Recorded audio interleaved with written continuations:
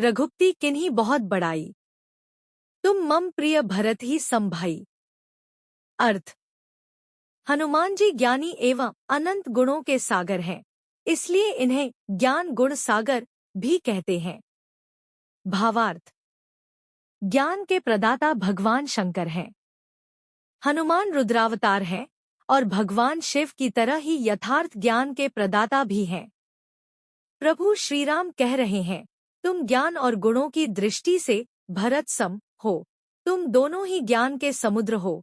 तुम्हारी और भरत की जिह्वा पर सरस्वती का निवास है और वाणी में विवेक, धर्म एवं नीतिरूपी त्रिवेणी का संगम है।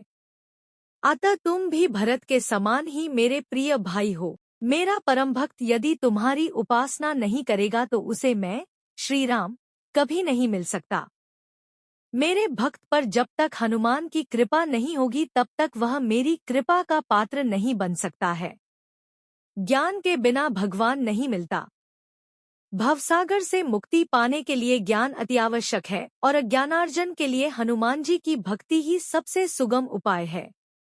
महाकवि सूरदास जी ने अपने काव्य सूरसागर में अपने मन के भाव को व्यक्त करते हुए लिखा है कि मेघनाद की वीरघातिनी शक्ति से लक्ष्मण मरणासन्न मूर्छित हो गए हैं। प्रभु श्रीराम फूट फूट कर रो रहे हैं और बार बार हनुमान जी की आरे देखते हैं। मन ही मन विचार कर रहे हैं कि यदि भरत को दुखद समाचार की जानकारी हो जाए तो वह अपने धनुष के बल पर सारे संसार को जीत लेगा। इन राक्षसों की तो उसके सामने शक्ति ही क्या है। भरत के पास किसे भेजूं? हनुमान ही सामर्थ्यवान है। महाकवि सूरदास जी ने अपने काव्य में इस विपत्ति का वर्णन कुछ इस तरह प्रकट किया है। श्रीराम हनुमान से कह रहे हैं, अहो पुनीत मीत केसरसुत, तुम हित बंधु हमारे। जिया रोम रोम प्रति नाही, पौरुष गनौ तुम्हारे। हनुमान प्रभु श्रीराम से कहते हैं, रघुपति मन संदेह न कीजय। मोह देखत लक्ष्मण क्यों मरी है। मोको आज्ञा दीजय कहो तो सूरज उगन देव नहीं। दिसी दिसी बाढ़े ताम, कहो तो गन समेत ग्रसी खाओ। जमपुर जाई न राम कहो तो काल ही खंड खंड करी। टूक टूक करी काटो, कहो तो मृत्यु ही मारी डारी कै। खोदी पताल ही पाटो, कहो तो चंद्र ही ले आकाश तैंग। लक्ष्मण मुखनी निचोरो, कहो तो पैठी सुधा कै सागर। जल समस्त में घोरो। हनुमान जी ने अपने बल का वर्णन करते हुए प्रभु श्रीराम के शोक का हरण किया। हनुमान संजीवनी बूटी सहित द्रोणाचल पर्वत को लेकर अयोध्या के ऊपर से उड़ रहे थे तो भरत जी ने उन्हें बाण मार कर गिरा दिया।